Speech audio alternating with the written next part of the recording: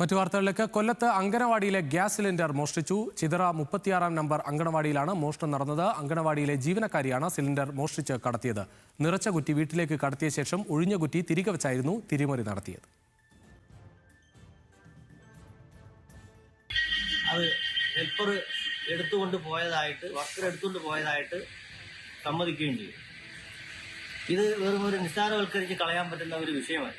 പ്രത്യേകിച്ച് ഇന്നത്തെ സാഹചര്യത്തിൽ ഗ്യാസ് സിലിണ്ടർ പാചക സിലിണ്ടർ കിട്ടാൻ വളരെ ബുദ്ധിമുട്ടുന്ന ഒരു കാലഘട്ടത്തിൽ കുട്ടികൾക്ക് വേണ്ടി പോഷകാഹാരം ഉണ്ടാക്കി കൊടുക്കുന്നതിന് വേണ്ടി കൊടുക്കുന്ന അംഗനവാടികളിൽ കൊടുക്കുന്ന സിലിണ്ടർ സ്വകാര്യ ആവശ്യങ്ങൾക്ക് എടുത്തുകൊണ്ട് പോയെന്നാലും മോഷ്ടിച്ചുകൊണ്ട് പോവുകയും ചെയ്ത ഈ നടപടി തികച്ചും തെറ്റാണെന്നും ഇതിനെതിരെ ശക്തമായ നടപടി ബന്ധപ്പെട്ടവർക്കെതിരെ എടുക്കണമെന്നാണ്. ഷമീർ അബ്ദുൾ ചേരുന്നു കൂടുതൽ വിവരങ്ങളുമായി. ഷമീർ, എങ്ങനെയാണ് ഈ തിരിമറി മനസ്സിലായത്?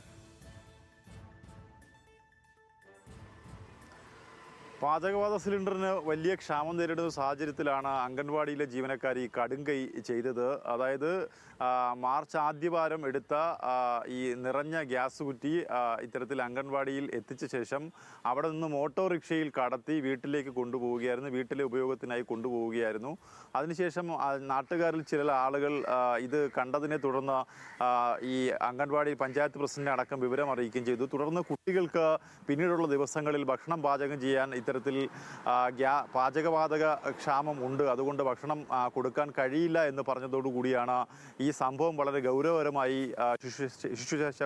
ശിശുക്ഷേമ സമിതി അന്വേഷിക്കുന്നത്. അങ്ങനെ അവർ അവിടെ അന്വേഷണം നടത്തുകയും ചെയ്തു. അന്വേഷണം നടത്തിയപ്പോൾ അവിടെ പാലിക്കേണ്ട ചില നടപടിക്രമങ്ങൾ ഈ ജീവനക്കാർ നടത്തിയിട്ടില്ല. തുടർന്ന് കൂടുതൽ കാര്യങ്ങൾ വിശദീകരിച്ചപ്പോഴാണ് തൻ്റെ വീട്ടിലേക്ക് ഗ്യാസ് സിലിണ്ടർ കടത്തിയ വിവരം അവർ പറയുകയും ചെയ്തത്. എന്തായാലും കൂടുതൽ നടപടികളിലേക്ക് ഇപ്പോൾ ശിശുക്ഷേമ സമിതി പോയിട്ടില്ല. വരും ദിവസങ്ങളിൽ അത്തരം നടപടികളിലേക്ക് പോകും. കുട്ടികളുടെ ഭക്ഷണം പാചകം ചെയ്യുന്നത് മുടങ്ങിയൊരു സംഭവമാണ്. അതുകൊണ്ട് പഞ്ചായത്തും വളരെ ഗൗരവകരമായിട്ടാണ് ഈ സംഭവത്തെ നോക്കിക്കാണുന്നത്. എന്തായാലും ഒരു കടുങ്കൈ പ്രയോഗമാണ് താൻ നടത്തിയത്. ആ കുറ്റം അവർ സമ്മതിക്കുകയും ആ ജീവനക്കാരി സമ്മതിക്കുകയും ചെയ്തിട്ടുണ്ട്. രുചീഷ്. ശരി ഷമീർ.